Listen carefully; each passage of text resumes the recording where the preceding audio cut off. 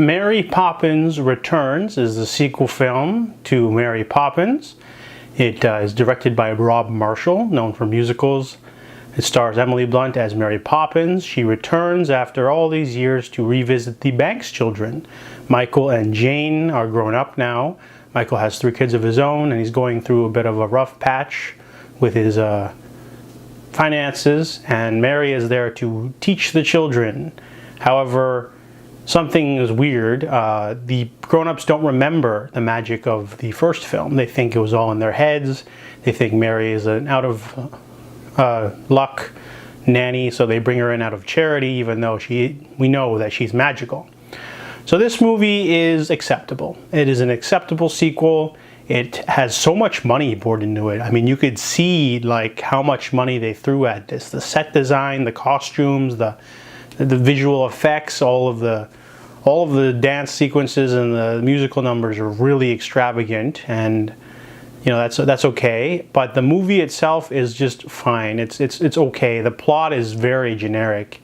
It's basically Michael doesn't, realize he's losing his kids, to the world or whatever, and Mary helps them do that. And the plot is very convenient at times, where they'll just straight up, Mary will just pull things out of her hat or whatever. And the musical sequences are good. The songs are okay. I think there was a little girl in my theater who was really bored halfway through during the Topsy-Turvy song.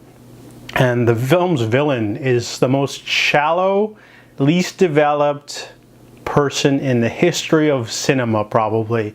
He's literally a bad guy who wants to screw over the protagonist because he wants the money. Like, I thought it'd be like a grudge or something, but it's literally just like, you might as well just like put on a t-shirt instead that says bad guy on it, because he's got like the mustache and the rose in his shirt. Colin Firth, is a really solid actor, but is the type of role that literally anyone could play. Like a child could play the role.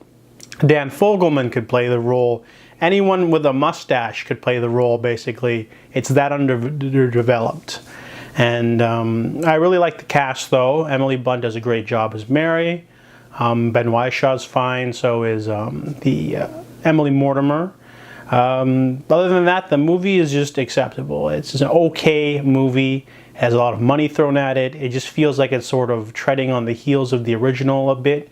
If you haven't seen the original film, you probably won't get some of the little throwbacks and callbacks to the first film. You sort of need to see Mary Poppins before you watch Mary Poppins Returns. So that's kind of a weakness of the film. Other than that, though, it's good for kids. It's got, the morals, I guess. It's a really shallow villain, though. So I give Mary Poppins Returns a 6.5 out of 10.